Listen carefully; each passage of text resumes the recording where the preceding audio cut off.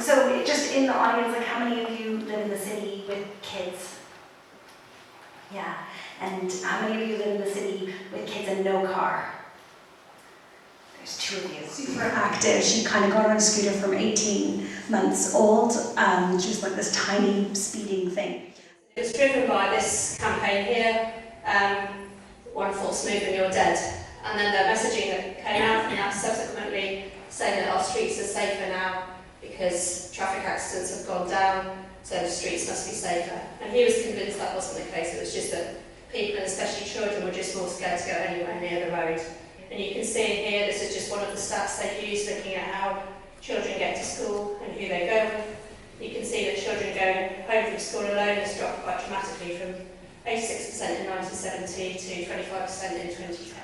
You know, and we're kind of encouraging everyone to cycle on the most polluted roads, and you know, and then you look at kind of the high streets as kind of transport nodes, and then that's where all the cars are going to go, keeping them off the residential streets. And then you think, actually, you know, people go to the high street all the time. That's where all the services are. That's where you go to catch your bus. But that means you're breathing all of that stuff.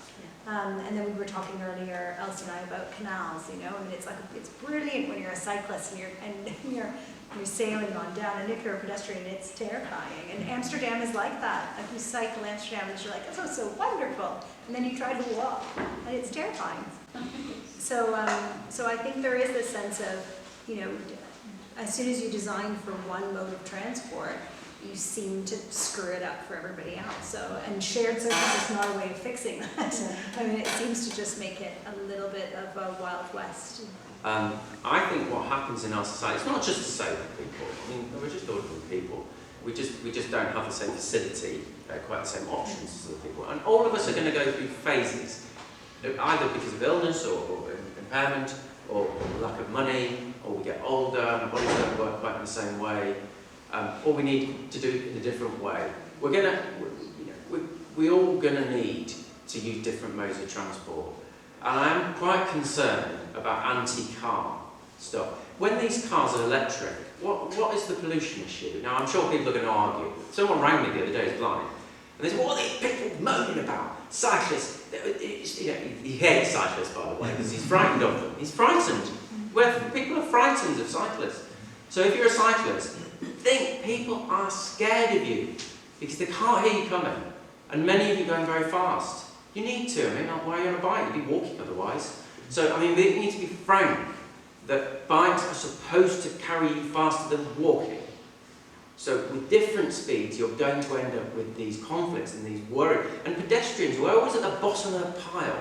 You know, we're always having to step out of the way. And it would never have happened if my car hadn't packed up.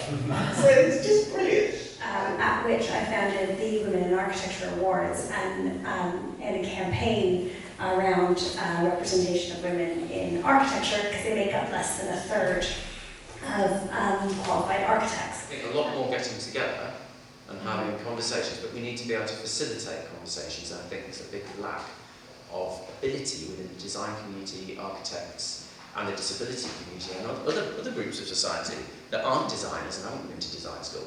How do we talk to each other? So I just wanted to put to you, when we're thinking about effective ways to engage and to actually get results, you've represented different areas of interest in this room today. What do you think would be an effective way to engage the groups that you represent that will actually bring about change?